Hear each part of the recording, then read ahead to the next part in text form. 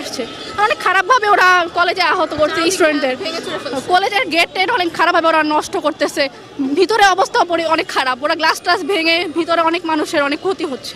কারা করতেছে? ঢাকা কলেজের স্টুডেন্টরা, এই যে 26 ব্যাচের স্টুডেন্টরা।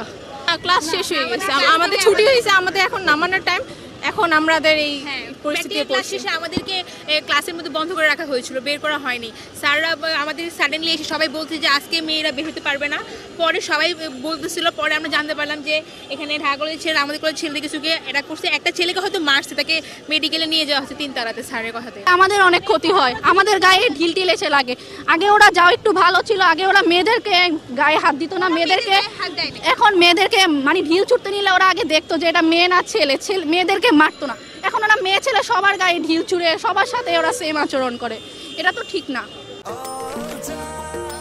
নিশ্চিন্তে খান স্বাস্থ্যকর অল টাইম পান, অল টাইম হেলদি লাইফ। কলেজের একজন স্টুডেন্ট এখানে মনে হয় ড্রেস পরে আসছিল, এই যে সায়েন্স ল্যাবের একেবারে ওভারব্রিজের এখানে কয়েকজন সিভিলের ছেলেপেলে ছিল, যারা আমরা সিসি ক্যামেরা ফুটেজে দেখেছি।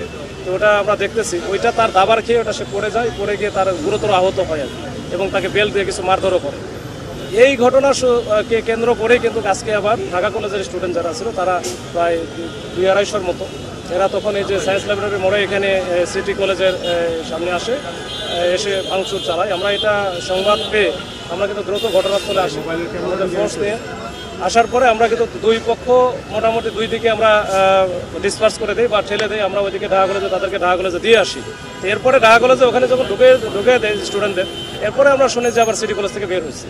তো ওদেরকে আমরা আবার আস্তে আস্তে আমরা বলে টোলে এই যেখান থেকে সায়েন্স ল্যাব থেকে আমরা নিয়ে আসতেছিলাম।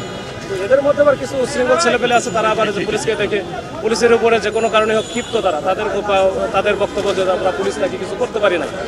তো যাই হোক, এরপরে পুলিশের উপরে ইট পাটকেল নিক্ষেপ করতে থাকে। এরপরে আমরা ধৈর্য ধরে তাদেরকে কিন্তু সরাই দিলাম যে আপনারা রাস্তা থেকে আপনারা ক্যাম্পাসের ভিতরে চলে যান। ওরা তো চলে গেছে, না হলে আপনার অযথা যান চলাচল বন্ধ হবে, এটা ওরা আবার আসতে পারে, এটা উস্কানি এটা হইতে পারে। তো পরে কিছু ছেলেপেলে শোনে, কিছু ছেলেপেলে শোনে না, এর মধ্যে আমাদের উপরে ব্যাপক আকারে ইট পাটকেল নিক্ষেপ করছে, আপনারা হয়তো বা লাইভেও দেখেছেন। এরপরে কিন্তু আমরা ওইদিকে গিয়ে তাদেরকে ভিতরে ঢোকানোর চেষ্টা ঢুকিয়ে দিচ্ছি এবং একটা পর্যায়ে আমাদের কিন্তু দুইটা ওই যে কাঁদানো গ্যাস, যেটা টিয়ার সেল বলে, এই কাঁদানো গ্যাস মারা লাগছে। এরপরে তারা মোটামুটি ছত্রভঙ্গ হয়েছে, ভিতরে চলে গেছে, আর কিছু বাইরে চলে গেছে। তো ওনাদের টিচারদের সাথেও আমাদের কথা হচ্ছে, ঢাকা কলেজের প্রিন্সিপাল বা ওনাদের সাথেও কথা হচ্ছে। দেখি আমাদের এই যে এইটা তো আসলে নিত্য নৈমিত্তিক ঘটনা হয়ে দাঁড়াইছে, এটার আসলে পার্মানেন্ট একটা সলিউশন দরকার। আমাদের যে অনেক ছেলেপেলে আছে, কিন্তু পুলিশ মাঝখানে দাঁড়ানোর কারণে অনেকে আহত হয়েছে, আমাদের 20-25 জন আহত হয়েছে। ঠিক আছে, এটা আসলে কতদিন চলবে? এটা আমরা দেখি, আমরা উপরের লেভেলে যদি প্রয়োজন হয় তাদেরকে এঙ্গেজ করে, দুই কলেজকে এঙ্গেজ করে বারবার বলছি যে এটার পার্মানেন্ট সলিউশন দরকার। এখন এতে কখন যে কার ক্ষতি হয়ে যাবে, কখন যে কোন মানে প্রাণ ঝরে যাবে, এটা আমরা চাই না, এটা আমরা কখনোই চাই না। এটা আমরা চাই যার শান্তিপূর্ণ সমাধান। এই দুই কলেজের একটা মাঝে মাঝেই সংঘর্ষ বাড়তেছে, সেই দিনও দেখলেন মাত্র কয়েকদিন আগে, আবার গতকালকে ঘটলো, আজকে ঘটলো। এর শেষ কোথায়? এটা আমরা শেষ চাই। আমরা দেখি আমরা উপরে লেভেলে কথাবার্তা বলছি, বলে আমরা যেন এটা আমরা গোড়ায় বুঝতে পারি এবং এটা যেন আর ভবিষ্যতে না হয়।